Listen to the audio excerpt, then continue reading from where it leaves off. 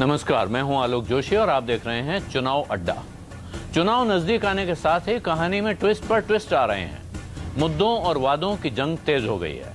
पाकिस्तान के बालाकोट में air strike के बाद विपक्ष बैकफुट पर दिखाई दे रहा था, लेकिन अब कांग्रेस के नए वादे और इरादे ने विपक्षी पार्टियों में जैसे नई जान फूंक दी है। एक बार फिर गरीब, किसान, युवा और बेरोजगारी पर बात होने लगी है। इन मुद्दों को लेकर विपक्षी पार्टियों ने बीजेपी और मोदी सरकार को घेरना भी शुरू कर दिया है।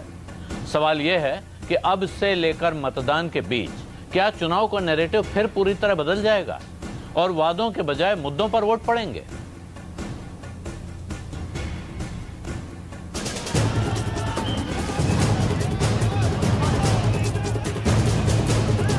राजस्थान, मध्य प्रदेश और छत्तीसगढ़ में कांग्रेस की जीत के बाद लग रहा था कि चुनाव में किसान, गरीब और युवाओं के मुद्दे हावी हो गए हैं। फरवरी में पुलवामा आतंकवादी हमले और उसके बाद बालाकोट में एयर स्ट्राइक ने अचानक सारे मुद्दे पीछे छोड़ दिए। गर्म हुआ राष्ट्रवाद का मुद्दा, जो अभी तक चल रहा था। लेकिन कांग्रेस के महिलाओं को नौकरी में आरक्षण और गरीबों के खाते में सालाना 72,000 रुपए के वादे के बाद हवा का रुख फिर बदलता दिख रहा है। राहुल गांधी ने नोटबंदी और जीएसटी को लेकर मोदी सरकार पर हमला बोला और गरीब, किसान और युवाओं से किए वादे याद दिलाए। 2 करोड़ युवाओं को रोजगार भी दे दूंगा, प्रधानमंत्री बनाया तो। किसानों को भी कर्जा माफ कर दूंगा। मतलब जो भी उनके मन में आया उन्होंने कह दिया। 15 लाख रुपए नहीं मिले, 2 करोड़ युवाओं को रोजगार नहीं मिला, किसानों का कर्जा माफ नहीं हुआ। दूसरी विपक्षी पार्टियां भी पीछे नहीं हैं। समाजवादी पार्टी के अध्यक्ष अखिलेश यादव का कहना है कि बीजेपी के पास चुनाव के लिए कोई मुद्दा नहीं बचा है। भारतीय जनता पार्टी के जो मुद्दे हैं अभी तक जो सुनने में आ रहा है, उनके मुद्दे केवल विपक्ष, फिर विपक्ष और चौकीदार के अलावा मैं नहीं समझता हूं कोई मुद्दे पे बात कर पा रहे हैं। और सब ताकतें लगाने के बाद भी अभी जन समर्थन नहीं जुटा पाए हैं। इसके जवाब में बीजेपी भी वो काम गिना रही है जो उसने गरीब और किसानों के लिए किए हैं। सरकार ने बजट में किसानों के खाते में हर साल 6,000 रुपए डालने का ऐलान किया। लाखों किसानों को 2,000 रुपए की पहली किस्त भी मिल चुकी है। इसके अलावा बीजेपी मोदी सरकार की कई स्कीमें गिना रही है। लेकिन फिलहाल बीजेपी कांग्रेस की नाकामियां गिनाकर उसके सबसे बड़े दांव को फेल करने में लगी है। टाट की हंडी कोई बार बार थोड़ी चढ़ती है, एक बार चढ़ गई। अब देख लिया कर्ज माफी नहीं हुई, देख लिया बेरोजगारी भत्ता नहीं मिला, सारे वादे उनके झूठे सिद्ध हुए। तो जनता इस सच को समझ गई है। मध्य प्रदेश में तो समझी है, हम समझाएंगे भी, मध्य प्रदेश के बाहर भी समझाएंगे। सवाल ये है कि चुनाव में जमीनी मुद्दों पर वोट डाले जाएंगे या फिर नेताओं के बड़े बड़े वादों पर। कांग्रेस के 72,000 रुपए के वादे के बाद क्या राष्ट्रवाद का मुद्दा पीछे छूट जाएगा? और क्या इस बड़े ऐलान के बाद बीजेपी बैकफुट पर दिख रही है? बीजेपी के नेता अपनी रैलियों में मोदी सरकार के कामकाज को गिना रहे हैं। ऐसे में क्या जनता सरकार के कामकाज पर वोट करेगी या फिर वादों पर? सबसे बड़ा सवाल ये है कि पुलवामा हमले से पहले विपक्ष मोदी के खिलाफ जो नैरेटिव बना रहा था, क्या अब वो फिर पटरी पर आ गया है?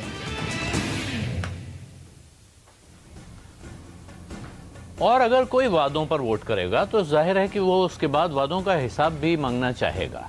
और आज हम आपसे सवाल पूछ रहे हैं कि मोदी सरकार का कामकाज आपको कैसा दिखता है? अच्छा, संतोषजनक या खराब?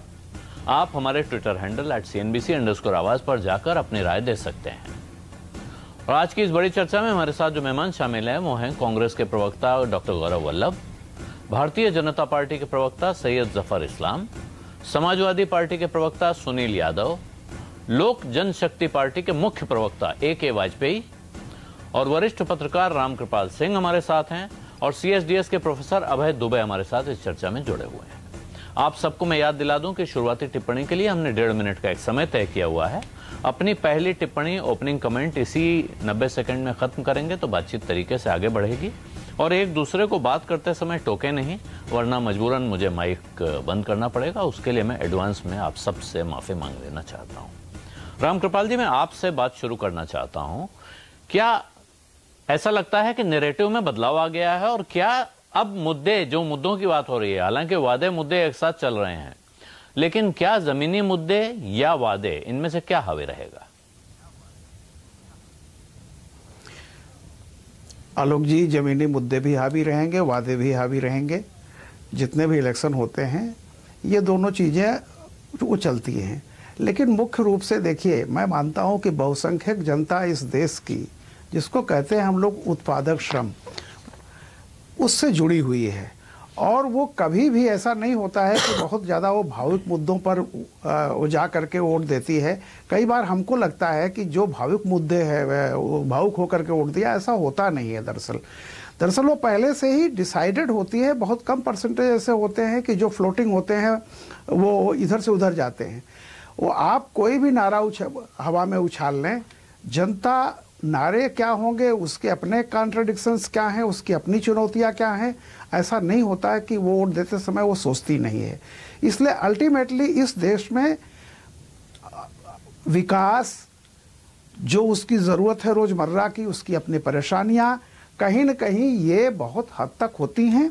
यही मुद्दा होता है। और फिर वो ये भी देखता है कि उसमें जो असंतोष उसके भीतर का है, वो असंतोष पिछले असंतोष की तुलना में बढ़ा है या कम हुआ है। देखिए, ये भी कोई भी संतुष्ट नहीं होता है। आप कहीं भी चले जाइए, कोई भी आज उससे आप पूछेंगे तो उसकी ख्वाहिशें हैं।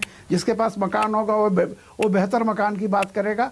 सवाल इस बात का होता है कि कई फैक्टर्स होते हैं, कोई एक फैक्टर नहीं होता। लेकिन ये तय है कि बहुत भावुक मुद्दों से इलेक्शन का फैसला नहीं होता।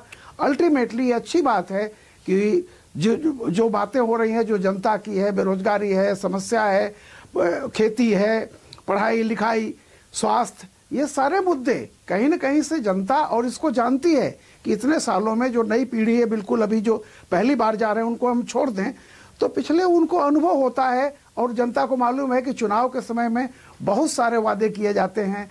वो कोई ऐसी एक पार्टी का नहीं है, लेकिन उसमें से अल्टीमेटली इकोनॉमिक इशूज बेसिकली वही मैटर करेंगे और वही तय करेंगे कि अब तक जो हुआ था वो वादों पर कितना खरी उतरी है सरकार, और आने वाले उसी की तुलना में आने वाले वादों पर वो दावों पर कितना भरोसा कर सकती है, ये तय करेगी। जी, अभय दुबे जी, आपका विचार क्या है? रामकृपाल जी का कहना है कि भावुक मुद्दे थोड़ा बहुत स्विंग में रोल प्ले कर सकते हैं, लेकिन असल में बुनियादी चीजों से ही फैसला होगा। और इसके साथ उन्होंने एक जिक्र और किया, और वो मैं उस पर थोड़ा सा आपका ध्यान चाहता हूं। फर्स्ट टाइम वोटर, क्योंकि जिन लोगों ने जो पहली बार वोट दे रहे हैं उनको छोड़ के बाकी का कहना है कि अनुभव है उनका पुराना, पिछले, और अगर पॉलिटिक्स की भाषा में कहूं तो उनमें से बहुत से लोग पहले ठगे जा चुके हैं। और वो कहते हैं काट की हांडी बार बार नहीं चढ़ती, अब नए नए वादे करके आप हमें नहीं लुभा सकते हैं। लेकिन क्या चुनाव में इस तरह के वादे बड़ी भूमिका नहीं अदा करते हैं? आलोक जी, चुनाव में वायदे भूमिका अदा करते हैं, लेकिन प्रश्न यह है कि वायदा किया कब जा रहा है। अगर सत्तारूढ़ दल वायदे कर रहा है तब सरकार उसको दूसरे दृष्टि से देख। सत्तारूढ़ दल अगर चुनाव के ठीक पहले या चुनाव के दौरान, चुनाव मुहिम के दौरान कोई बड़ा वायदा करता है तो जनता उसे भिन्न दृष्टि से देखती है, और विपक्ष वायदा करता है तो जनता उसे अलग दृष्टि से देखती है, क्योंकि विपक्ष तो सत्ता में नहीं है। तो मेरा मानना यह है कि विपक्ष चूंकि सत्ता में नहीं है, इसलिए वोटर उसे एक तरह की छूट देते हैं, उसके लिए एक तरह की गुंजाइश रखते हैं कि वो कभी भी वोटरों से एक वायदा कर सकता है। लेकिन सत्तारूढ़ दल को इस तरह की छूट नहीं प्राप्त होती। सत्तारूढ़ दल से वोटर ये पूछते हैं, चाहे भले ही अपने मुंह से ना पूछें, लेकिन मनी मन वो उनके दिमाग में सवाल रहता है कि पिछले 5 साल से आप सत्ता में थे, उस वक्त आपने ये काम क्यों नहीं किया, आपने ये काम 6 महीने पहले क्यों नहीं किया, आपने ये काम, ये वायदा आपने 1 साल पहले क्यों नहीं किया। इसलिए वोटर सत्तारूढ़ दल द्वारा एन चुनाव के वक्त किए जाने वाले वायदे से ज्यादा खुश नहीं होते, ज्यादा प्रभावित नहीं होते। लेकिन विपक्ष जब वही वायदा करता है तब फिर वोटर सत्तारूढ़ दल द्वारा किए गए वायदे और विपक्ष के वायदे के बीच में एक तुलनात्मक दृष्टि बनाते हैं, और वो उनका मानना यह होता है कि ठीक है, जो मौजूदा सरकार है उसने हमें इतना दिया है, क्या विपक्ष हमें इससे ज्यादा देगा? अगर विपक्ष हमें इससे ज्यादा देगा, अगर उसका वायदा उससे बड़ा है, और देखिए जो वायदा चुनाव जो वायदा सत्ता से वंचित राजनीतिक शक्तियां कर रही हैं, जो सत्ता के लिए संघर्ष कर रही हैं, दावेदारी कर रही हैं, वो जब चुनाव के ठीक पहले वायदा करती हैं तो वोटरों को लगता है कि ये वायदा ये लोग तुरंत पूरा करेंगे, क्योंकि इसी वायदे को करके हम इन्हें सत्ता में जिताएंगे। इसलिए दोनों तरह के वायदों में एक गुणात्मक फर्क है और वोटरों की प्रतिक्रिया भी उसी के मुताबिक होती है। जी, एक करेंसी और अर्जेंसी का सवाल है। सैयद जफर इस्लाम, जो दुबे जी कह रहे हैं, इससे अगर बात को आगे बढ़ाएं कि जो पार्टी इस वक्त सरकार में है वो वादा करती है और जो पार्टी सरकार में नहीं है वो वादा करती है, तो इसमें बेनिफिट उस पार्टी को होता है जिसके पास इस वक्त सत्ता की चाबी नहीं है, कि हाँ ये कह रहे हैं हम जीतेंगे तो करेंगे, और लोग मानते हैं कि इसी बहाने जीतेंगे तो सबसे पहला काम वो इसी को पूरा करेंगे। आपको नहीं लगता ऐसा? देखिए, जहां तक आलोक जी भारतीय जनता पार्टी का सवाल है, हमने अपनी सरकार में 5 सालों में बेहतरीन परफॉर्मेंस किया है, लोगों के लिए काम किया है, गरीबों के लिए काम किया है, इसलिए हमें उस बात की चिंता नहीं। लेकिन आप देखिए, अगर ये बात अगर सही भी माने एक बार को, तो लोग इतिहास उठा के देखते हैं, बैक टेस्टिंग करते देखते हैं पुराने दिनों में आखिर इन्होंने क्या किया है। तो पुराने दिनों में बिल्कुल साफ इंदिरा गांधी के समय से 50 साल से ये बातें चल रही है कांग्रेस पार्टी की कि गरीबी हटाओ। गरीबी हटी नहीं, गरीबी हटी जरूर, लेकिन या तो उनके परिवार की हटी या उनके परिवार के साथ आसपास रहने वालों की हटी, लेकिन देश की जनता की गरीबी नहीं उठी।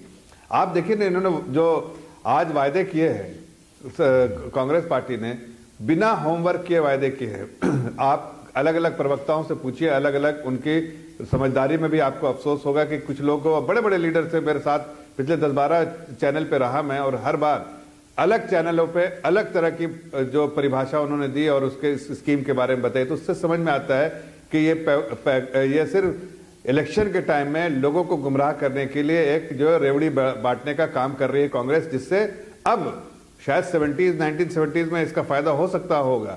अब देश की जनता समझती है कि कौन सी सरकार वाकई चिंतित है गरीबों के लिए और कौन से सिर्फ सत्ता की मोह में इस तरह आने के लिए, और जो सत्ता से दूर है तो इस तरह के गलत वायदे कर रही है। मैं पूछता हूं कि जो वायदे उन्होंने किए आज, उस किस बेसिस पे किए? अगर आपने वायदे किए तो आपको ये भी तो बताना चाहिए। ये राहुल गांधी अनाउंसमेंट करके कहते हैं कि चिदम्बरम जी इसका डिटेल बताएंगे। चिदम्बरम जी के सामने आप जैसे चैनल के सारे लोग कितनी कोशिश कर चुके हैं, लेकिन उनसे नहीं बात हो सकी, इसलिए कि उन्हें मालूम है कि जो अलग अलग लोग कह रहे हैं, उनको जो अर्थव्यवस्था को समझता है वो इस बात को भी समझता है कि जो भी वादे किए हैं वो गलत किए हैं, सिर्फ भ्रमित करने के लिए किए हैं। वरना उन्हें बताना चाहिए था कि पैसे कहां से आएंगे। अगर ये कहते हैं कि एक्सिस्टिंग सब्सिडी जो है वही देंगे, तो वो तो ऑलरेडी मिल रहा है उनको, उससे ज्यादा मिल रहा है, या उसको कुछ प्रवक्ता कहते हैं उसके ऊपर ओवर एंड अबव देंगे। तो ओवर एंड अबव क्या है? ये 2% ऑफ जीडीपी जो आपने अनाउंस कर दिया है, 13% जो बजट आउटले का अनाउंस कर दिया है, जो इनकम टैक्स का 68% कर दिया है, और जो आप कॉर्पोरेट टैक्स है उसका 58% कर दिया है, जो आपको जीएसटी जो सेंट्रल जीएसटी है उसका 48%, आपने इतने सारे पैसे अनाउंस कर दिए, लेकिन ये आएंगे कहां से? ये कांग्रेस के पास जवाब नहीं है। तो मैं कहता हूं कि देखिए, नहीं, ये देखिए आपने चाहिए। हाँ ठीक है, वो आपने आपका कहना है कांग्रेस के पास इस सवाल का जवाब नहीं है। मैं ये कहना चाहता हूं कि हमने जो 5 सालों में किया उस ब्यौरा को हम लेकर देश की जनता के पास देंगे, और पूरा विश्वास है कि लोगों ने मन बना के रखा है भारतीय जनता पार्टी को फिर से एक बार मोदी सरकार बनेगी। ये पूरा मेरा ठीक है सर, आपको पूरा विश्वास है कि फिर से एक बार मोदी सरकार बनेगी। डॉक्टर गौरव वल्लभ, ये बताइए कि आप लोगों ने बिना होमवर्क के इतना बड़ा वादा कर दिया, और ये सिर्फ जफर इस्लाम कह रहे हैं, मैं इसलिए नहीं पूछ रहा हूं। मैंने कल भी ये सवाल पूछा इस बात पे, मुझे बहुत आश्चर्य हुआ कि एक तरफ कहा गया 12,000 रुपए महीना, दूसरी तरफ कहा गया 72,000 रुपए साल के। 12 को 12 से गुणा कीजिए तो 144 होता है, फिर 12 × 12 72 कैसे कर लिया आप लोगों ने, ये नहीं समझ में आया। और जो जफर इस्लाम कह रहे हैं वो बात सही है कि क्या अलग अलग प्रवक्ता अलग अलग गणित बता रहे हैं, या आप लोगों ने आपस में कुछ तय किया हुआ है? जी, आपके जो भी आज सवाल है और हमारे मित्र के जो सवाल है मुझसे पूछो, मैं आपको सब बता दूंगा। 72,000 रुपये प्रति परिवार को, 5 करोड़ परिवारों को हम कमिटेड हैं देने के लिए। फिर आप पूछेंगे कि वो 12 कैसे हुए? हमने एक डाटा निकाला जिसमें ऑन एन एवरेज जो पुअरेस्ट ऑफ पुअर जो 20% लोग हैं देश में, उनकी मासिक आय ऑन एन एवरेज 6,000 रुपया है। तो 6,000 रुपया, भले ही आपकी जो भी मासिक आय है, पुअरेस्ट ऑफ पुअर को 6,000 रुपया प्रति माह, यानी 72,000 रुपये प्रतिवर्ष देंगे। फिर इन्होंने कहा साहब कांग्रेस ने गरीबी दूर नहीं करी। अब मैं तो, या तो ये गलत है या इनका आर्थिक सर्वे 16-17 का वो गलत है। ये आर्थिक सर्वे की पहली लाइन ये है कि देश आजाद हुआ जब 70% पॉवर्टी थी, जो 11-12 में घट के 22% हो गई। ये मोदी जी का खुद का आर्थिक सर्वे है। तीसरी बात इन्होंने कहा अपने परिवार की। हाँ भैया, सही बात है। आपने अमित शाह के पुत्र जय शाह की क्या गरीबी दूर की कि नहीं? स्मृति ईरानी के पति मध्य प्रदेश में अपनी गरीबी दूर कर रहे हैं कि नहीं? पीयूष गोयल फर्जी कंपनियां, शेल कंपनियों से अपनी गरीबी दूर कर रहे हैं कि नहीं? शिवराज सिंह चौहान व्यापम से अपनी गरीबी दूर कर रहे हैं कि नहीं? रमन सिंह चिट फंड घोटाले से अपनी गरीबी दूर कर रहे हैं कि नहीं? पंकजा मुंडे चिट फंड चिक्की से अपनी गरीबी दूर कर रही कि नहीं? तो इसलिए ये बातें बहुत है। मैं आपको, और इन्होंने कहा हमने काम किया वो लेके जाएंगे। मैं कहूं भगवान इनको यही बुद्धि रखना, ये आप ये लेके जाना, हमने एक काम किया नोटबंदी, जिससे अर्थव्यवस्था को खत्म कर दिया। Surgical strike on economy is demonetisation. हमने दूसरा काम किया गब्बर सिंह टैक्स, जिससे हमने पूरी एमएसएमई सेक्टर की रीढ़ की हड्डी तोड़ दी। 20 साल तक वो सेक्टर उठ ही नहीं सकता। तीसरा बोलना, हमने एक काम किया भगोड़े, नीरव मोदी हमारे मेहुल भाई, हमारे ललित मोदी भाई, हमारे छोटे मोदी भाई, सबको लूटो और भागो स्कीम के तहत विदेश के सुदूर बीचेस पर सेटल करवा दिया। ये जरूर देश को बताना, और फिर आपको वोट देगी जनता तो आप ले लेना। पर हम कमिटेड है, आप कितना भी विरोध कर लो, कितना भी कर लो, 72,000 रुपए प्रति वर्ष 5 करोड़ परिवारों को देंगे। और मेरा आलोक जी एक छोटा सा प्रश्न है, क्योंकि अर्थशास्त्री का विद्यार्थी हूं। देश का सालाना बजट 28 लाख करोड़ रुपया है। 3,60,000 करोड़ होता है 12.8%। क्या 20% जनता का 12.8% रिसोर्स पे हक है कि नहीं? आप मुझे एक हक की बात बताओ। ये न्याय, इसीलिए हम इसको कहते हैं न्याय स्कीम है। आप जो भी कर लो, कितना भी भ्रम फैलाना फैला दो। 72,000 रुपए प्रति वर्ष 5 करोड़ परिवारों को 23 मई से जाना चालू हो जाएगा। ठीक है। आपने एक अच्छी बात की अंत में कि आपने 20% लोगों का 12.8% रिसोर्सेज पर हक है कि नहीं, ये सवाल पूछा। मैं अब वाजपेयी साहब के पास चलूंगा, लेकिन एक आग्रह करूंगा अब मैं वाजपेयी जी से आग्रह कर सकता हूं और बाकी सबसे भी कर रहा हूं। वाजपेयी जी वरिष्ठ वकील हैं, लोक जनशक्ति पार्टी के मुख्य प्रवक्ता हैं। मैं वाजपेयी जी एक आग्रह करूंगा, कुछ अभी हमने जफर इस्लाम साहब को सुना, डॉक्टर गौरव वल्लभ को सुना, इन्होंने जो बात की इसमें से बहुत सारे वाक्य ऐसे हैं जो हम सबको याद हो गए हैं, हमारे दर्शकों को भी याद हो गए हैं। हम लोग रोज वही बातें सुनते हैं। मैं आग्रह करूंगा थोड़ा अगर कम बोलें, नई बातें बोलें तो अच्छा रहेगा, और आप से मैं उम्मीद करता हूं कि आप इसकी शुरुआत आज कर देंगे। ये जो सवाल उठ रहा है, हम कांग्रेस पार्टी ने कहा कि हम 6,000 रुपए महीना देंगे और वो 12,000 रुपए महीने की मिनिमम इनकम लाइन पे ले आएंगे, जिसमें वो कह रहे हैं कि 6,000 कम से कम गरीब से गरीब आदमी भी कमा रहा है एवरेज। वो लॉ ऑफ एवरेज पे हम बाद में आएंगे कि एवरेज से क्या हर आदमी को पैसा मिल जाता है, लेकिन वो 6,000 रुपए और 72,000 रुपए महीने साल की कहानी उन्होंने खड़ी की। इसके बाद भारतीय जनता पार्टी की तरफ से जो जवाब आ रहे हैं वो दो तरह के हैं। एक है कि कांग्रेस बहुत गलत बात कर रही है, वो इस तरह की स्कीम हो नहीं सकती है, अफलातूनी स्कीम है, यूटोपियन प्लान है। दूसरा है कि हमने गरीबों के लिए बहुत कुछ किया है। तो आपने गरीबों के लिए बहुत कुछ किया है, और अगर ये गरीबों के लिए एक स्कीम है तो या तो इसको आगे बढ़ाएं या वो बताएं जो हमने गरीबों के लिए किया है। कांग्रेस ये नहीं कर पाएगी, कांग्रेस धोखा देती है, कांग्रेस झूठी है, कांग्रेस फरेबी है, ये बताकर हम मुद्दे को कहां ले जा रहे हैं। और फिर बुनियादी सवाल जो हमारे शो का है उस पर मैं आपसे रोशनी चाहता हूं कि क्या रोजगार, रोटी, स्वास्थ्य, पानी, हवा, ऐसे बुनियादी मुद्दों की तरफ हम वापस लौट रहे हैं क्या इस चुनाव में? देखिए, मैं शुरुआत करूंगा अपने ये जो अभय दुबे जी ने बात शुरू की थी उससे मैं शुरुआत करके सारी बातों का जवाब दूंगा। देखिए, दो चीजें होती हैं, एक तो होती है प्रो इनकम्बेंसी और एक होती है एंटी इनकम्बेंसी। इलेक्शन में ये दो धारा चलती हैं। तो आज की डेट में हमारा जो मानना है वो ये मानना है कि इस सरकार के खिलाफ एंटी इनकम्बेंसी नजर नहीं आ रही है, जो कि आनी चाहिए अगर विपक्ष की बात मानी जाए तो, नंबर 1। नंबर 2, कांग्रेस की नीयत कैसी है, कांग्रेस का पुराना इतिहास कैसा है और कांग्रेस का अभी वर्तमान में क्या है। अब इसका छोटा सा टेस्टिंग में एग्जांपल देता हूं कि आयुष्मान भारत जो हेल्थ योजना लाई है केंद्रीय सरकार, उसको इन्होंने मध्य प्रदेश, छत्तीसगढ़, राजस्थान और वेस्ट बंगाल और 1-2 स्टेट और उसमें लागू ही नहीं किया है। तो मतलब ये क्या दो मुही नीति होगी? अगर आप वाकई गरीबी की बात करते हैं और गरीब के साथ खड़ा होना चाहते हैं तो जो स्कीम लागू की है कम से कम उसको तो लागू करिएगा। उनका जवाब क्या आता है कांग्रेस का कि नहीं इसमें तो बड़ा भारी घोटाला है, इसमें तो इंश्योरेंस कंपनी को फायदा हो जाएगा। तो हमारा कहना है कि लागू करेंगे तब पता चलेगा। तो एक तो ये विरोधाभास है। दूसरी बात, जहां तक ये 6,000 रुपए या 12,000 रुपए देने की बात है, देखिए हम विरोध नहीं कर रहे, हम सिर्फ सवाल ये उठा रहे हैं या बीजेपी सवाल ये उठा रही है कि आपके उसमें भी 2 विरोधी बयान आ रहे हैं। राहुल गांधी जब प्रेस कॉन्फ्रेंस करते हैं तो कहते हैं ये टॉप अप स्कीम है कि मान लो एक परिवार की आय अगर 6,000 है तो हम उसको टॉप अप करके 6,000 और देके 12,000 कर देंगे। आज सुरजेवाला जब प्रेस कॉन्फ्रेंस करते हैं तो वो कहते हैं नहीं ये टॉप अप नहीं है, हर परिवार की महिला के खाते में हम 12,000 रुपए साल 12,000 और इंटू 6 72,000 रुपए साल के डालेंगे। तो हम ये कहना चाहते हैं कि अगर ये गरीब को देना चाहते हैं तो कैसे देंगे? पूरी स्कीम के साथ इनको आना चाहिए। अगर पब्लिक को समझ आएगी तो पब्लिक इनको वोट देगी। लेकिन इनका पुराना इतिहास 1971 से इन्होंने गरीबी हटाओ की योजना की और सबसे ज्यादा राज भी इन्होंने किया, तो क्यों नहीं भी गरीबी हट गई? तो क्या दोबारा सत्ता लोलुपता के चलते हुए सत्ता हथियाने के लिए क्या इस तरह के लुभावने नारे दिए जा रहे हैं?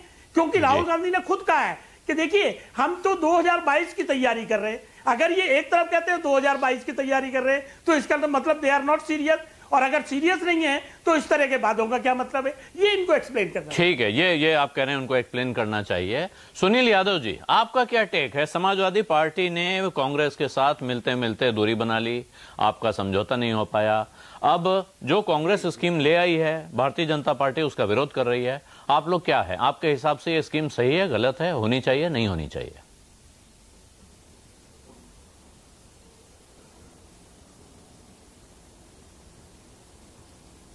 देखिए आलोक जी, क्योंकि चुनाव है, चुनाव में लोग अपनी अपनी बात रखेंगे, नई नई स्कीमें आएंगी, लेकिन मुझे लगता है कि ये देश में दुनिया का सबसे खूबसूरत लोकतंत्र है और वो खूबसूरती बनी रहे। इसलिए मुझको लगता है कि अच्छी बहस तो ये होगी कि जो 2014 में वादे हुए थे भारतीय जनता पार्टी ने किए थे, जिससे देश के सम्मानित जनता ने उनको बहुमत दिया, उनको प्रधानमंत्री बनाया, तो असली समीक्षा तो चुनाव में उनकी होनी चाहिए कि आपने कौन से वादे किए थे और आपने कौन से वादे पूरे किए। मैं आपकी डिबेट में दावे के साथ कह सकता हूं आलोक जी, भारतीय जनता पार्टी के प्रवक्ता अपने घोषणा पत्र जो उन्होंने 2014 में जनता के सामने रखा, देश के सामने रखा, मीडिया के सामने रखा, जिन वादों पर उनको बहुमत मिला, क्या उनमें से 5 वादे भी मोदी सरकार ने पूरे किए? अच्छी बहस है कि आप लेकर के आए, रोजगार जरूरी है कि नहीं, वो आखिर बता दें कि कितने रोजगार दिए, कितने एम्स बनाए, कितनी स्मार्ट सिटी बनाई, कितनी एजुकेशन पे क्या काम किया। आपने सही कहा कि आखिर असली मुद्दे पर देश कब बात करेगा, रोजगार पे कब बात करेगा, बिजली पे कब बात करेगा, पानी पे कब बात करेगा, सड़क पे कब बात करेगा, और देश तरक्की करेगा। देश केवल झूठे भाषणों से, झूठे जुमलों से या झूठे आंकड़ों के लुभावने वाले सपनों से देश तरक्की नहीं करेगा। देश तभी तरक्की करेगा जब देश की सड़कें अच्छी हों, जब देश में अस्पताल अच्छे हों, एजुकेशन अच्छी हो। तो इस पर तो भारतीय जनता पार्टी ने कुछ किया नहीं। क्या भारतीय जनता पार्टी ने रोजगार पे क्या किया, इस पर बताना चाहिए। महिला सुरक्षा पे क्या किया, बताना चाहिए। काले धन पर क्या काम किया, बताना चाहिए। आतंकवाद पर क्या काम किया, बताना चाहिए। उनको बताना चाहिए कि जिन मुद्दों पर, जिन वादों पर देश ने आपको बहुमत दिया, उन पर बहस होनी चाहिए। अब कांग्रेस क्या वादे लेकर के आ रही है, ये तो 2019 की जनता तय करेगी। इसकी समीक्षा 24 में हो जाएगी, लेकिन अभी बीजेपी के वादों की समीक्षा होनी चाहिए। आलोक जी, ये आपने बहुत इंटरेस्टिंग जगह पे पहुंचा दिया डिबेट को। बहुत अच्छी जगह है कि आज जो वादा कर रहा है हम उसकी समीक्षा करने लगे हैं। जो वादे पहले किए गए थे और उसके बाद सरकार बन गई, वक्त उनकी समीक्षा का है। और यही देखने के लिए जरा हम पब्लिक का मूड देख लेते हैं। हमने लोगों से पूछा कि मोदी सरकार का कामकाज आपको कैसा दिखता है, अच्छा, संतोषजनक या खराब। आइए देखते हैं क्या कह रहे हैं लोग। मेरे हिसाब से तो अच्छा है, बट अभी हमें बहुत इम्प्रूवमेंट की ज़रूरत है सरकार में। उनका काम अच्छा है उसका रीज़न ये है कि अब डेवलपमेंट भी अच्छा खासा हुआ है। 50-50 है, मतलब ऐसा नहीं लग रहा है कि मुझे मतलब बहुत अच्छा भी किया, एक्स्ट्राऑर्डिनरी वर्क किया, लेकिन उन लोगों ने अच्छा काम तो किया है बेसिकली। मेरे हिसाब से अच्छा है कामकाज, और जितना भी काम अभी तक देखा है, ग्रोथ देखा है, इम्प्रूवमेंट देखा है, ये मैंने पहली कोई गवर्नमेंट में देखा नहीं है। उनका काम तो मुझे तो खराब ही लगा टू बी ऑनेस्ट, क्योंकि जो एक्सपेक्टेशन लेके आए थे लाइक 2 करोड़ जॉब्स एंड वो जो 15 लाख रुपयों की बात जो की थी, मैं सेटिस्फाई हूँ अब तक। लाइक उन्होंने जितना भी किया है लास्ट 5 ईयर्स में, आई थिंक वो पुरानी गवर्नमेंट ने किया नहीं है। नहीं, सब संतोषजनक हैं। हम तो किसी पॉलिटिकल पार्टी से संबंध नहीं रखते हैं, लेकिन ये है कि अब किसी ना किसी को वोट देना है। हर पार्टी इतना कंफ्यूज कर देती है, कोई भी मुद्दा आ जाए उसका कोई ना कोई काउंटर कहीं ना कहीं आ जाता है, तो समझ नहीं आता है कि अल्टीमेटली विकास हुआ है या नहीं हुआ है। जी, तो जो ये आखिरी वक्ता थे, ये लगता है कि देश की असली आवाज हैं। अभय दुबे जी, आप कुछ कहना चाह रहे थे इस पर? जी आलोक जी, 2 बातों की तरफ मैं आपका ध्यान खींचना चाहता हूं और अपने साथी पैनलिस्टों का भी ध्यान खींचना चाहता हूं। भारतीय जनता पार्टी लगातार कांग्रेस की इस बात को लेकर आलोचना करती रही है, और उस आलोचना में बहुत से एंकरों के स्वर भी मिलते रहे हैं कि कांग्रेस लगातार नकारात्मक मुहिम चला रही है, लगातार मोदी हटाने की बात करती है, मोदी हटाने के लिए अलायंस करने की बात करती है, लेकिन उसके पास कहने के लिए कुछ सकारात्मक नहीं है। अब कांग्रेस ने अपने सकारात्मक पत्ते देखिए इस वायदे के साथ खोलने शुरू किए हैं। अब इसके लिए भारतीय जनता पार्टी को उलझन होनी स्वाभाविक है, बेचैनी होनी स्वाभाविक है, क्योंकि भारतीय जनता पार्टी ने अभी तक जो कुछ देने का वायदा किया है चुनाव के बाद में, ये जो 72,000 रुपए प्रतिवर्ष है उससे बहुत ज्यादा है। 72,000 रुपए प्रतिवर्ष गरीब के खाते में अगर पहुंचेगा तो ये अपने आप में बहुत ही आकर्षक वायदा है, जो अभी तक भारतीय जनता पार्टी नहीं कर पाई है। भाजपा सरकार को उनके मुख्य आर्थिक सलाहकार ने इस प्रकार के सुझाव दिए थे कि वो करें, लेकिन भाजपा सरकार ने उन सुझावों को मानने से इनकार कर दिया। अब कांग्रेस ने यह वायदा कर दिया है, इसलिए आपको वहां बेचैनी दिखाई पड़ रही है। दूसरी बात, विधानसभाओं के चुनाव में कांग्रेस इस बात का स्वाद चख चुकी है कि चुनाव से ठीक पहले, चूंकि वो सत्ता की दावेदार है, सत्तारूढ़ पार्टी नहीं है, तो जब वो वायदा करती है तो उसका वोटरों के ऊपर सकारात्मक असर पड़ता है, और उसका असर दिखाई पड़ता है, कांग्रेस के पक्ष में वोट बढ़ जाते हैं। कितने बढ़ते हैं, क्या बढ़ते हैं, ये अलग बात है, लेकिन कुछ ना कुछ फर्क उसका जरूर पड़ता है। जो किसानों की कर्ज माफी का वायदा कांग्रेस ने किया था छत्तीसगढ़ में, मध्य प्रदेश में, राजस्थान में, उसका कांग्रेस को कुछ ना कुछ फायदा जरूर हुआ है। छत्तीसगढ़ में बहुत ज्यादा फायदा हुआ है, मध्य प्रदेश और राजस्थान में हो सकता है उसके मुकाबले कम फायदा हुआ हो। इसलिए ये व्यवहारिक सत्य है चुनावी राजनीति का कि विपक्ष जब वायदा करता है और वो सत्तारूढ़ दल से बेहतर, बड़ा और आकर्षक वायदा करता है, तो उसका फायदा लाजमी तौर पर उसे मिलना ही है।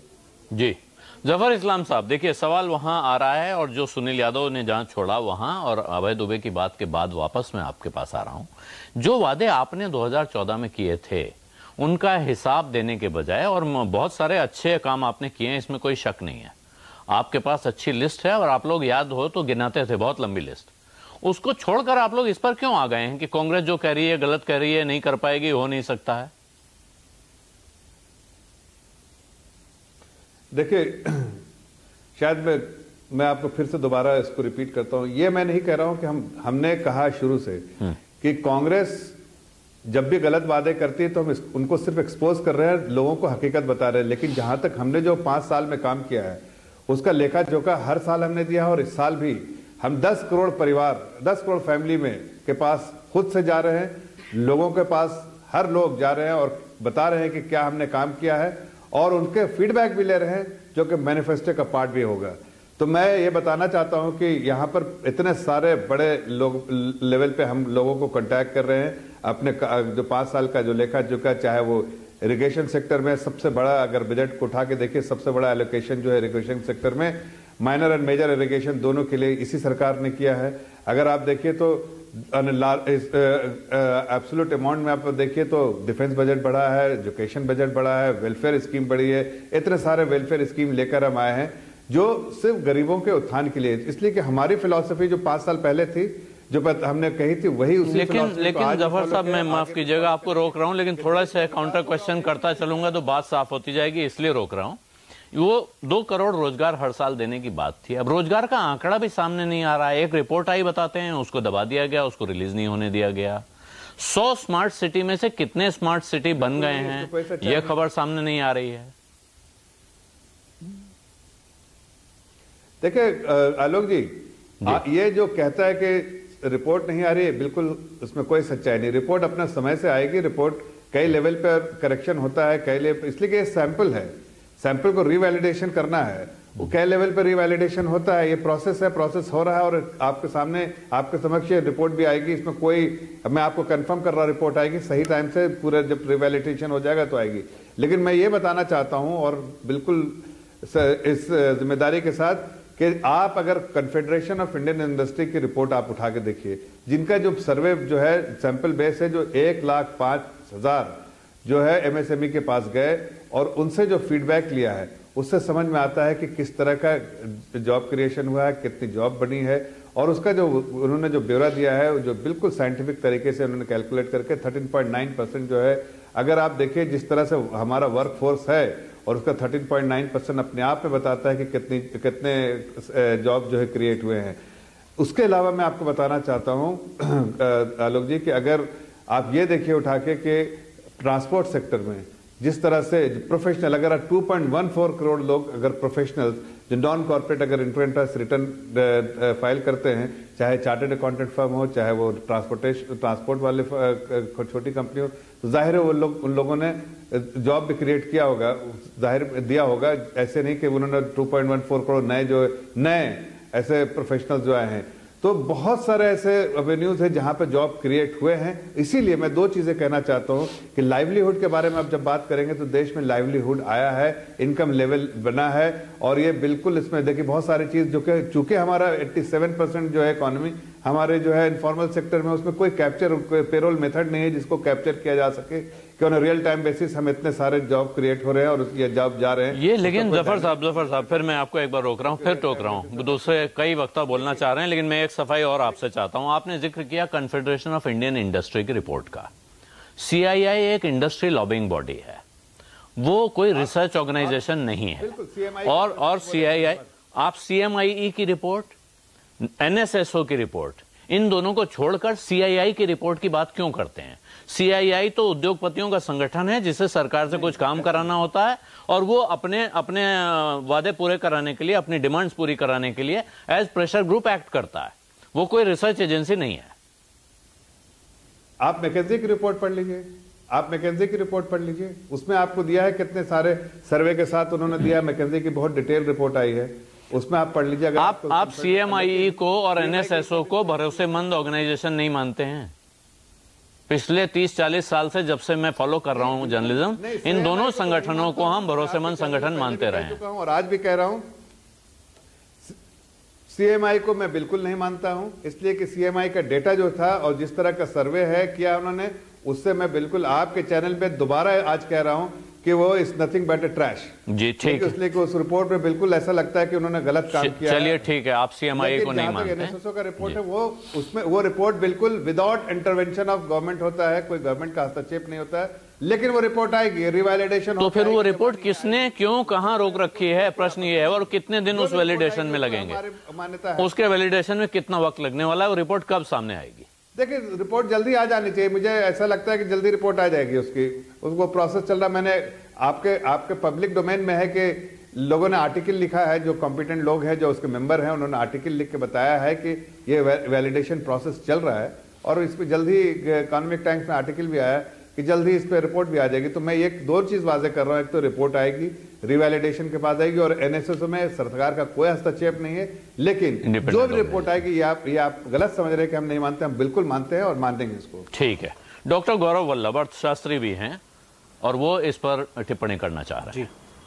जी डॉक्टर गौरव वल्लभ, इनका कहना है कि सब तरफ काम हुआ है, अच्छा काम हुआ है और गरीबी भी दूर की गई है, तमाम योजनाएं गिना रहे हैं। अब क्या है आपके पास इनको कटघरे में खड़ा करने के लिए? CMI को इन्होंने CMI को इन्होंने डिस्कार्ड कर दिया, जबकि रिजर्व बैंक अपनी पूरी पॉलिसी एनालिसिस CMI डेटा पे करती है, ये इनको नहीं पता। NSSO का चेयरमैन बाहर आके बोलता है कि रिपोर्ट को रोका जा रहा है। 4,70,00,000 लोगों ने नोटबंदी और GST के बाद अपनी नौकरी गंवाई। अखबारों के पास वो रिपोर्ट पहुंच रही है, पर इनके पास नहीं पहुंच रही, ये अपनी संस्था को भी नहीं मानते। फिर आज सर्वे की बात करी और कृषि की बात करी, क्योंकि कृषि बहुत महत्वपूर्ण मुद्दा है। आज ही एक ADR की रिपोर्ट भी आई है। आपने शायद पढ़ा होगा आलोक जी, एडीआर की रिपोर्ट में 5 सवाल कृषि संबंधी थे। 5 सवाल, कृषि जल की उपलब्धता, ऋण की उपलब्धता, उत्पादों पर एमएसपी, बीजों पर सब्सिडी और कृषि की ओवरऑल सिचुएशन। एक में भी इनको 5 में से 2 नंबर से ज्यादा नहीं मिले, 2 मतलब पास बाय ग्रेस, ये इनकी स्थिति है। आज क्रिसिल की रिपोर्ट आई है, क्रिसिल अपनी रिपोर्ट में कह रहा है कि रियल इनकम इन एग्रीकल्चर पिछले 25 साल की लोवेस्ट ग्रोथ हुआ है मोदी सरकार के दौरान। पर वो भी, क्रिसिल को भी मत मानो भाई, उसको भी हटा दो। आप सिर्फ वही आंकड़े बताना चाहते हो जो बीजेपी हेडक्वार्टर्स में बनते हैं। स्टेट बैंक ऑफ इंडिया की रिपोर्ट है कि एमएसएमई में 70% ऑपरेटिंग प्रॉफिट घटा है आफ्टर डिमोनेटाइजेशन स्कैम और गब्बर सिंह टैक्स। वो भी नहीं मानते, चलो भाई उसको भी हटा दो।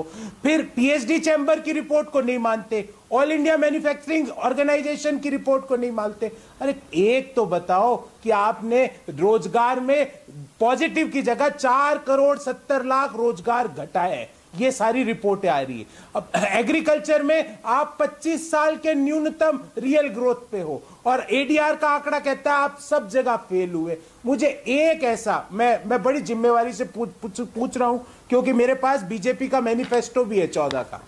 एक ऐसा इस मैनिफेस्टो में एक ऐसी बात जो आपने 100% पूरी की हो वो मुझे बता दो, तो मैं आपको मानूंगा कि आप तैयारी के साथ या आपका गवर्नेंस की प्रायोरिटी एक बात इस मैनिफेस्टो में 14 की। ठीक है, फाइन, फेयर क्वेश्चन, क्योंकि जनता है, डॉक्टर गौरव गवर्नेंस, ठीक है, इस सवाल का जवाब ले लें।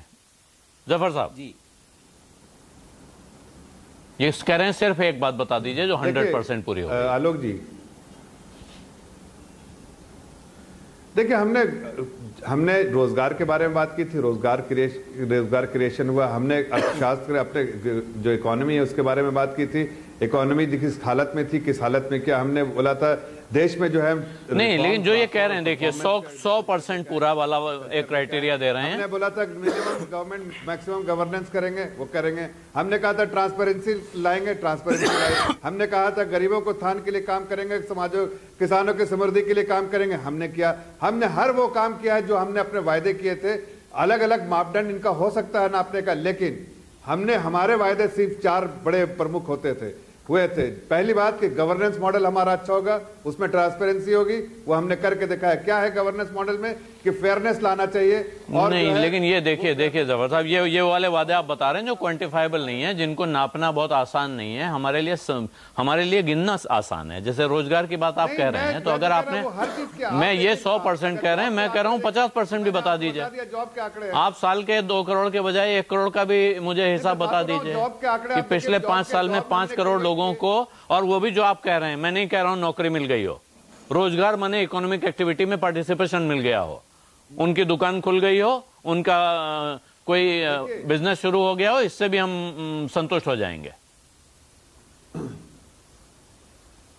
मैं आपको 2-3 आंकड़े देता हूं। आप देखिए, दुनिया में अभी सबसे ज्यादा अगर R&D डेवलपमेंट अगर सेंटर बना है तो हिंदुस्तान ने बना है दुनिया में। आप देखिए, आपने तो, अगर इन लोगों को पता भी नहीं होगा, किविट जैसी कार जो हिंदुस्तान में मैन्युफैक्चर होती है, हमारे समय में स्टार्ट हुआ और दुनिया के 67 कंट्री में ये एक्सपोर्ट होती है। आइकिया जैसी कंपनी यहां आके सेटअप करके शॉप दुनिया में हर जगह एक्सपोर्ट कर रही है। आपको बताना चाहता हूं, लेकिन ये काम तो पहले से हो रहा है सर। आइकिया बहुत कुछ सोर्स कर रही थी भारत से यहाँ आने से पहले। अप्लायंस सिस्टम जो है उसका पूरा चाइना से पूरा सिस्टम यहाँ ये हो गया। आपको सिर्फ 2 बातें बताता हूं, उससे आपको समझ में आएगा कि 2000 से 2014 के बीच में $225 बिलियन जो है एफडीआई में आया था।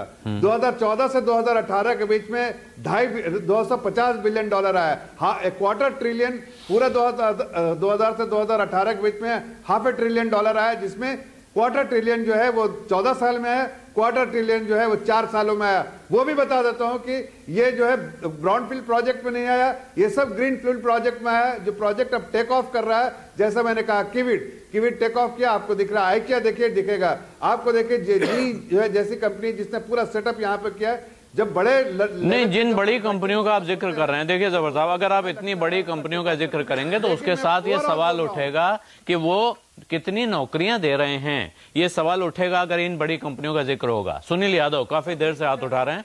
सुनील यादव जी, जफर साहब का कहना है कि काफी तरक्की हुई है, बहुत सारे वादे पूरे हो गए हैं। आपके पास क्या जवाब है? देखिए आलोक जी, मैं बीजेपी के प्रवक्ता जफर साहब को लगातार सुन रहा था। आपने कहा कि आप किस पर भरोसा करते हैं, किस संस्था पे नहीं करते, तो वो अपने हिसाब से बताएंगे। ये भारतीय जनता पार्टी का चरित्र है, जो उनको अच्छा लगेगा बस उसी को अच्छा मानते, अच्छे को कभी अच्छा नहीं मानते। मैं दूसरी बात कह रहा हूं, जो मैंने पहले कहा था वही मैं भारतीय जनता पार्टी के सम्मानित प्रवक्ता से कहूंगा। आपने रोजगार के नाम पर वोट मांगा था, अब क्या वोट मांग पाएंगे रोजगार के नाम पर? आपने महिला सुरक्षा के नाम पे वोट मांगा था, अब क्या मांगेंगे? आपने काले धन के नाम पर वोट मांगा था, अब क्या मांगेंगे? अब नहीं, मैं कह रहा हूं आप बता दीजिए, आज आलोक जी की डिबेट में आपने कितने एम्स बनाए, कितनी स्मार्ट सिटी बनाई। और एक देखिए, एक बात याद रखिए, जो आपने बड़े बड़े सपने दिखाए थे, नरेंद्र मोदी जी ने सपने दिखाए थे, लोगों को 2014 में ये लग रहा था। अब सुन लीजिए, मैं आपके बीच नहीं बोलता हूँ भाई, मैं आपके बीच नहीं बोलता हूँ। देखिए जबर साहब, अरे भाई, अब आप उन्हें सुन लीजिए, नहीं तो फिर मैं ऑडियो बंद करूंगा, आप भी उन्हें सुन लीजिए। मैं ये कह रहा हूँ 2014 में आपने सपना दिखाया भारत को कि, और देश को भी लगा कि मानो भारत जापान जैसा बन जाएगा। 5 साल में आपने क्या किया? नेपाल बना के छोड़ दिया। हर आदमी चौकीदार कह रहा कि हम चौकीदार हैं। आप ये तो बताइए, मैं कह रहा हूं आप बताइए ना, किस मुद्दे पे बात करेंगे? आप विकास के नाम पे क्या बात करेंगे? आज विकास पूछ रहा है कि नीरव मोदी के साथ लंदन घूमूं या भारत आ जाऊं। आज विकास पूछ रहा है कि अमित शाह के बेटे के अकाउंट से बाहर निकल के जनता के बीच आऊं या ना आऊं। अरे आप कुछ तो जवाब दीजिए, किस पर? मैं कह रहा हूं, क्या बनारस को क्योटो बना दिया आपने? अच्छा सुनील जी, नदियां साफ हो अच्छा सुनील जी, ये सवाल आपने सुनील जी, ये सवाल आपने उठा लिया, अच्छे सवाल हैं। मेरा प्रश्न आपसे है कि कांग्रेस पार्टी ने तो अपना एक तरह से स्लेट साफ करके नया नारा लिख दिया, वो तो एक उसने पॉजिटिव मुद्दा उठा लिया, जैसे अभी दुबे जी ने बताया। भारतीय जनता पार्टी के खिलाफ सवाल उठाकर चुनाव लड़ना है आपको, या आपके पास अपने मुद्दे हैं जैसे कांग्रेस ले आई है? और अब आपके लिए उत्तर प्रदेश दरअसल विकट स्थिति में आ गया है, वहां 3 त्रिकोणीय मुकाबला तो तय हो गया है। उस त्रिकोण में कौन सा कोण मजबूत होने जा रहा है, ये बड़ा सवाल है। तो वहां आप वो क्या नया सपना दिखाने जा रहे हैं, क्या पॉजिटिव चीज लाने जा रहे हैं जिस पर पब्लिक इन दोनों को छोड़कर आपकी तरफ आए? आलोक जी, आपने सही सवाल किया। देखिए, ये सच है कि हम चुनाव में भारतीय जनता पार्टी के पुराने मुद्दों पर उनको घेरेंगे, और हम जब सरकार में उत्तर प्रदेश में माननीय अखिलेश यादव थे तो विकास का कौन सा खाका खींचा? एक्सप्रेसवे, देश का सबसे अच्छा एक्सप्रेसवे बनाया। ये तो अपने आप को राष्ट्रवादी कहते हैं, हम कह रहे हैं कि समाजवादियों ने जो एक्सप्रेसवे बनाया उसमें वो रास्ता भी, एक्सप्रेसवे में ऐसा रास्ता भी बनाया है कि अगर कभी देश संकट में आए तो हमारी वायुसेना भी उसका इस्तेमाल कर सकती है। तो हमारे जो काम है, हमने मेट्रो दिया, हमने लैपटॉप दिया, तो हमारे पास वही विजन है जो गरीब को नहीं, ये तो आपने दे दिया। आप याद करिए ना, तब आपने लैपटॉप देने का वादा किया था चुनाव से पहले, अब वो आप दे चुके हैं। इस बार क्या देने का वादा कर रहे हैं? कुछ स्कीम बनी है समाजवादी पार्टी के पास? कोई और अट्रैक्टिव स्कीम आ रही है? समाजवादी पार्टी का घोषणा पत्र आ जाएगा, जो हम जिन मुद्दों को लेकर के लोगों के बीच जाएंगे। और समाजवादी पार्टी का हमेशा इतिहास रहा, मैं तो कह रहा हूं कि जब हमने 12 में वादा किया, और 17 तक आप हमसे पूछ लीजिए हमने क्या क्या वादा किया था, क्या क्या उत्तर प्रदेश में किया। आप अपना बता दीजिए कि आपने 14 में क्या किया, वादा किया था, और 19 में आपने क्या पूरा किया। तो हम समाजवादी लोग हैं, हम जो वादा करेंगे हम उसको पूरा करेंगे। ठीक है, ठीक है। वाजपेयी जी, अब मैं आपके पास आऊं एक बार फिर। अभी बात उत्तर प्रदेश पे चली गई, लेकिन एक प्रश्न है। अब बहुत अच्छी बात आपने भी सुनी, अच्छी बातें हुई, मुद्दों की बात हो रही है, तरह तरह के विकास की बात हो रही है, पॉजिटिविटी की बात हो रही है, लेकिन सवाल यह है कि क्या वोट पड़ते समय ये सब कुछ दिमाग में रहेगा, या वो जो जाति समीकरण नाम की एक चीज उत्तर प्रदेश और बिहार में चलती है वो इस पर हावी होगी? बहुत अच्छा प्रश्न है और बड़ा गंभीर सवाल है। देखिए, जनता को इन आंकड़ों की कारीगरी में नहीं जाना है। जो मेजॉरिटी ऑफ द पीपल है वो देखती है कि उसको क्या मिला, सरकार ने कुछ दिया, या विपक्ष जो वादा कर रहा है वो पूरा होगा कि नहीं होगा, इसमें कंपटीशन होगा। तो जहां तक हमारी सरकार का सवाल है, सरकार ने तो जो कहा था वो लगभग किया, 100% नहीं किया तो लगभग किया है। और जैसे गरीब के लिए तो वाकई ये सरकार साथ खड़ी रही है, और उसके मैं अगर कहूँ तो आधे सेकंड में 2-3 चीजें गिना देता हूँ, वो बड़ा जरूरी है गिनाना। गरीब को पक्का मकान दिया, शौचालय दिया, गैस दिया, चूल्हा दिया, बीमा दिया, दुर्घटना बीमा दिया, और पेंशन दी 3,000 रुपए महीने के रिक्शे वालों को, खोमचे वालों को जो 15,000 रुपए से कमाते हैं, कम है। और सबसे बड़ा दिया 5 लाख रुपए का सालाना इलाज की मुफ्त योजना। तो ये गरीब के लिए किया हमने। तो गरीब को और ये सारी स्कीमों को अगर हम काउंट करें तो ये 1,17,000 रुपए साल के बनते हैं। ये भी कैलकुलेशन करके उसको कैलकुलेट ऐड करके देखेंगे।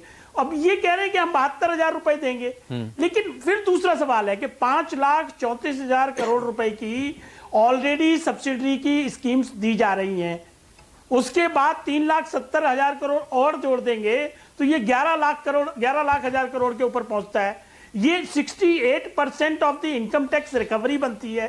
तो मतलब वादे कर दोगे, लोकतंत्र के लिए ये भी खतरनाक है कि आपको बिल्कुल फ्रीडम है कि कुछ भी वादा करिए, चांद तोड़ के ला देंगे ये वादा करिए। मतलब इस तरह के वादों में जनता नहीं पड़ने वाली है, और जनता पूरी ईमानदारी के साथ ये देख रही है कि किसने काम किया है और कौन लुभावने वादे। क्योंकि क्या हुआ, मध्य प्रदेश में किसानों के लिए किया था इन्होंने, क्या हुआ, कितने % किसानों को लोन माफ कर दिए।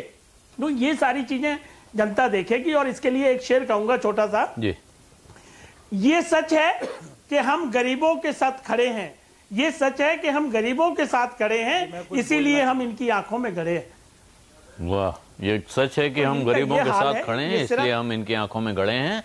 गौरव वल्लभ जवाब देना चाहते हैं, लेकिन डॉक्टर गौरव वल्लभ मैं आपके पास आऊं उससे पहले मेरे 2 एनालिस्ट बहुत देर से चुप बैठे हैं, उनकी कोई बात इस पे हुई नहीं है। और रामकृपाल जी, ये जो बातें सारी हम सुन रहे हैं, और इसमें एक आर्थिक पक्ष है कि जीडीपी का इतना % कहां से आएगा, कैसे आएगा। मैं एक वोटर हूं और मेरे पास पैसे हैं नहीं, मुझे कांग्रेस पार्टी ने बताया कि महीने के 6,000 रुपए मिलेंगे। मुझे इस बात से क्या लेना देना है कि जीडीपी में कितने % बनता है, टैक्स रेवेन्यू का कितना % है और कहां से आएगा। मुझे सिर्फ एक सवाल है कि मुझे इस वादे पे एतबार है या नहीं है। आपको क्या लगता है? आलोक जी, बहुत देर से मैं सुन रहा था, वो सारे पॉलिटिकल पार्टीज के लोग हैं, और मैं भरोसा करता हूं कि सारे लोग सच बोल रहे हैं। और अगर सच बोल रहे हैं तो सच इतना भयावह हो सकता है, इतना विरोधाभासी हो सकता है, ये इस पर भी जरा सोचिएगा। सत्ता पक्ष के हिसाब से चलें तो 5 साल में ये देश बिल्कुल एकदम बहुत ऊंचाई पर पहुंच गया है। और जैसा गौरव वल्लभ जी कह रहे थे कि अगर उनकी बात सुने या अनिल जी की बात, तो लगता है कि देश रसातल में चला गया है। मेरा ये कहना है कि देखिए आलोक जी, ये सब हम लोग अपने अपने तर्क दे रहे हैं। ये लोग फैसला तो जनता करेगी, 23 मई को आ जाएगा। मैं एक बात ये कह रहा था कि जो आज सत्ता में हैं और जो सत्ता में नहीं है, जिनको कहा जा रहा था कि जो लोग वादे कर रहे हैं, ध्यान रखिए कि एक के पास वर्तमान है तो दूसरे के पास अतीत भी है। और मेजॉरिटी वोटर जो है वो दूसरों के वादे और उनके क्रियाकलाप भी झेल चुका है। अभी सुनील भाई ने एक बहुत अच्छी बात कही। सुनील भाई ने कहा कि 12 से 17 तक हमने सारे वादे पूरे किए। अब अगर ये बताइए कि सारे वादे अगर आपने पूरे किए तो 2017 में 80% सीटें बीजेपी को चली गई, आप हार गए। इसका तो मतलब यह होता है कि आपने, समाजवादी पार्टी ने इतना अच्छा काम उत्तर प्रदेश में किया, नतीजा क्या मिला, पराजय मिल गई। तो ये तो बीजेपी भी अगर आज ये बता रही कि हमने सारे वादे पूरे किए तो खतरा है। क्योंकि अगर 5 साल में इतना बड़ा एक्सप्रेसवे आपने बनाया, बात सही है, बहुत अच्छा है, लखनऊ से आगरा तक का सारे काम।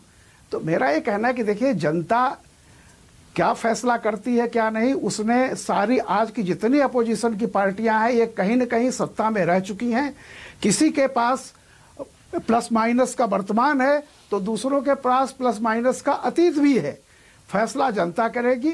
मेरा ये कहना है कि ये कोई भी वोटर जब जाता है तो वो करंट अकाउंट डेफिसिट और जीडीपी की ग्रोथ का डेटा लेकर के पॉकेट में नहीं जाता है। बहुत हद तक उसका भोगा हुआ अगर उसको कोई फायदा पहुंचा है तो किसी पार्टी को बताने की जरूरत नहीं है। फायदा मुझे हुआ है तो मुझे महसूस हुआ होगा, वो समृद्धि मेरे घर तक आई होगी, पहली बात। और दूसरी बात, आने वाले समय के लिए जो वादा किया गया है, कोई पहली बार वादा नहीं सुन रहा है, वो इस देश में हर सरकारों का वादा सुनता रहा है और उसे पता होता है कि इस वादे में, जैसे पहले इतिहास में वो 12 सवाल आते थे, 4 के जवाब देने होते थे, बाकी छोड़ने होते थे।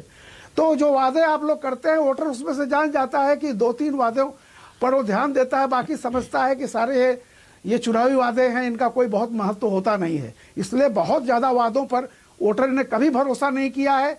हाँ, जितना कम से कम ये जानता है कि उसके अगर लाभ मिला होगा तो उसके घर में पहुंचा होगा, उसके घर में अगर बिजली गई है तो खुश हुआ होगा, अगर लाइट गई है, अगर वाकई गैस सिलेंडर पहुंचा है तो खुश होगा, अगर वाकई किसान को फायदा मिला है, उसके उपज के मूल्य मिले हैं तो खुश होगा। नहीं होगा तो 23 मई को बता देगा फैसला, और तब पता चल जाएगा कि किसके वादों में और किसके दावों में कितना दम है। ठीक है। अभय दुबे जी, आपने एक बात कही कि ये जो विपक्ष में होता है उसको फायदा मिलता है, और अभी मैंने वाजपेयी जी की बात में बहुत अच्छा उन्होंने पॉइंटेड बताया कि साहब गरीब को पक्का मकान मिल गया, शौचालय मिल गया, किसी को रिक्शा मिल गया, किसी को गैस मिल गई, किसी को इलाज मिल गया, किसी को पेंशन मिल गया। उन्होंने पॉइंट वाइज गिनाया, ये सरकार ने ये काम किया है, ये लोगों को मिला है।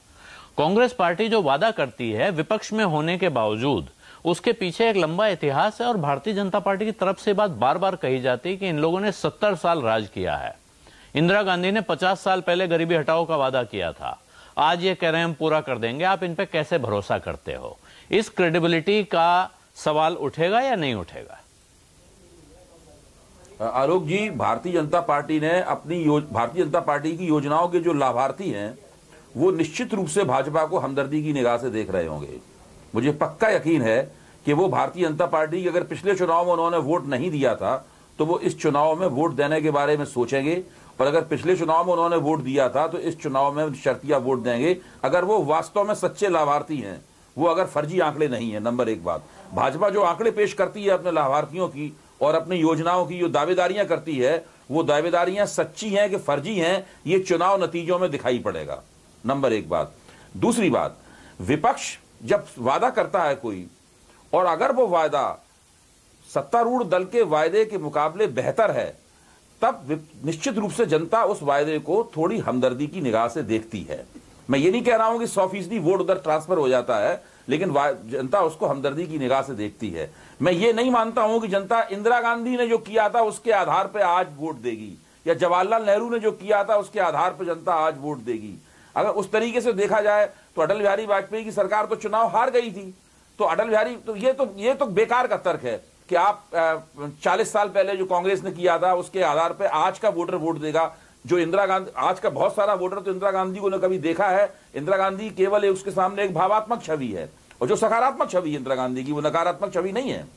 वो इस बात की छवि नहीं है इंदिरा गांधी की कि उन्होंने गरीबी नहीं हटा पाई, वो दूसरे कारणों से सकारात्मक छवि है कि वो एक मजबूत नेता थी, उन्होंने एक मजबूत राष्ट्र का निर्माण करने की कोशिश की। तो वो तो कांग्रेस के, इंदिरा गांधी की वो छवि जो है वो तो कांग्रेस के पक्ष में जाती है।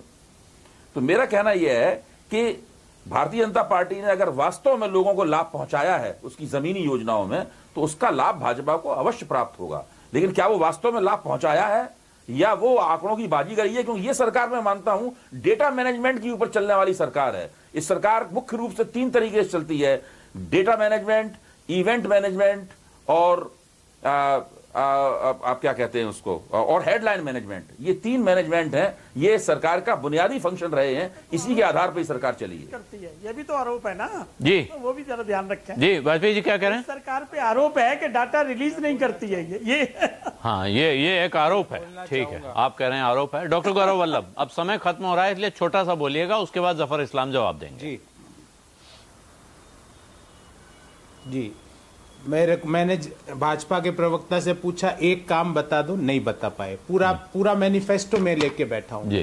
वाजपेयी जी ने कहा कि 1 लाख से ज्यादा दे रहे हैं वाजपेयी जी, वो 1 लाख भी देंगे और उसके ऊपर 72,000 प्रति वर्ष देंगे। तो इसलिए भ्रमित मत करिए, आप कितने भी अड़ंगे लगा लो वाजपेयी जी, गरीब लोगों के प्रति कमिटमेंट है। प्रधानमंत्री फिर बोला आपने कई काम किए, राहुल गांधी प्रधानमंत्री बन गए, जनधन खाते। अरे सुनिए ना प्लीज, ऐसे मत। अरे सर देखिए वाजपेयी जी बनने के बाद ही देंगे, ये तो बिल्कुल, ये तो गिवन है। नहीं बनेंगे तो नहीं देंगे, फिर आप लोग देंगे। जी तो बात खत्म।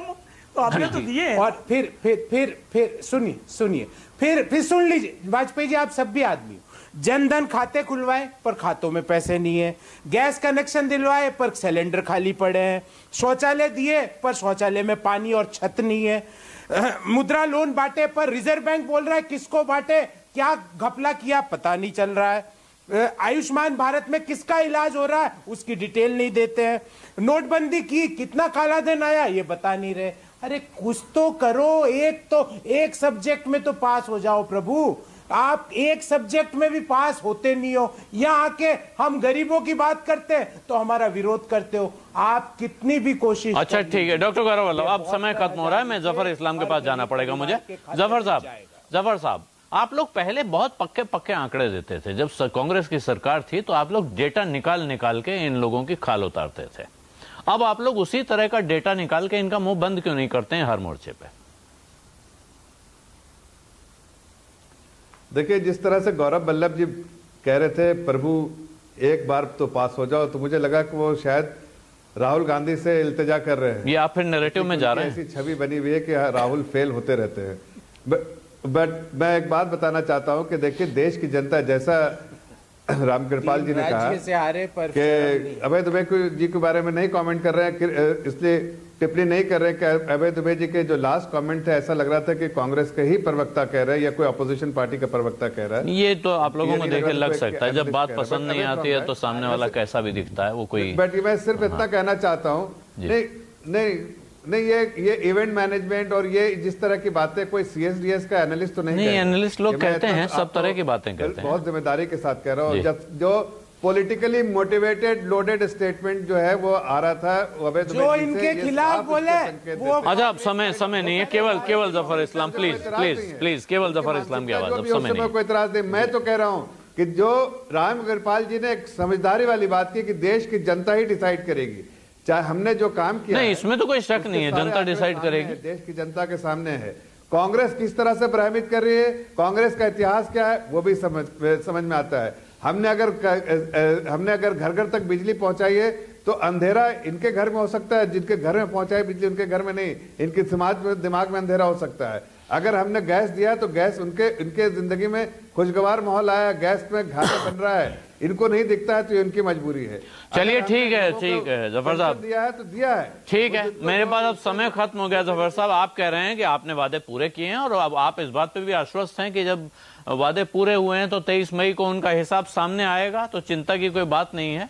लेकिन अब क्योंकि वक्त खत्म हो गया, इसलिए माफ कीजिएगा, मुझे आपको रोकना इसलिए पड़ रहा है कि वक्त खत्म हो गया है।